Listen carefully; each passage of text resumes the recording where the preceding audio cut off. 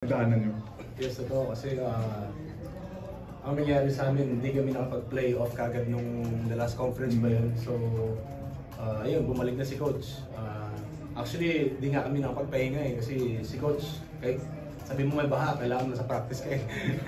Pero ayun, worth it naman. Tinan mo saan naman kami ngayon. Kaya na-appreciate naman kay Coach yun. Simula pa lang ng off-season namin, talagang nakatutok siya sa amin.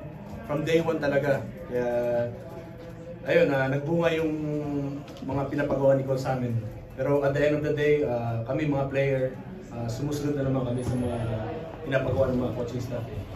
Pero yung championship na to, sobrang sarap kasi kakabalik lang ni Coach Leo ulit. At the same time, nalo din ako ng award na which is bonus lang naman. Pero di ba, sobrang hindi ko maisip, hindi ko mapinta kung anong mga words na dapat kong sasabihin ngayon.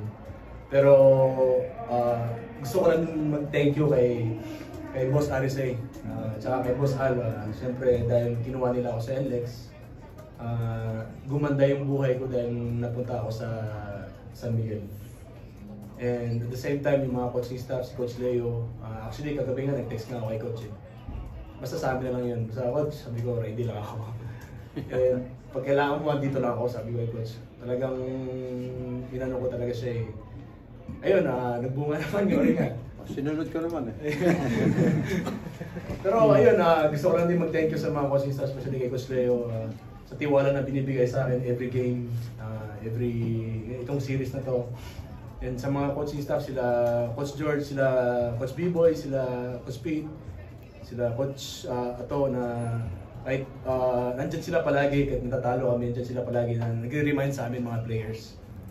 So ayun, yun ang gusto ko pasalamatan na. At saka si Boss Al pala, yung ginagawa sa akin ni Boss Al Ibay kasi minomotivate niya ako every time na nakikita kami na laruin mo lang yung laro mo, kaya mo na yung mga haters mo dyan kasi it's just basketball lang naman eh, hindi ka naman nananakit or hindi naman eh. Kumbaga emotional lang ang tao ko eh.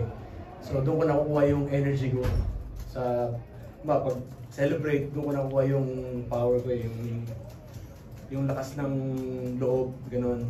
So, ayun, I'm just very happy na nag-champion kami ngayon, makapagpahinga ng konti. And siguro, waiting na lang kami sa kay Coach kung kailangan kami pabalik ulit. Pero yun nga pala, may FIBA pa pala ako. Hindi ko pa FIBA pala ako, sorry. Hindi lang tayo magkita. Ayun pero sa press court, maraming salamat sa inyo na ako yung napili nyo na mag-MVP. I love you all. Yun lang, I love you all. At may inuman tayo yun. Yun lang.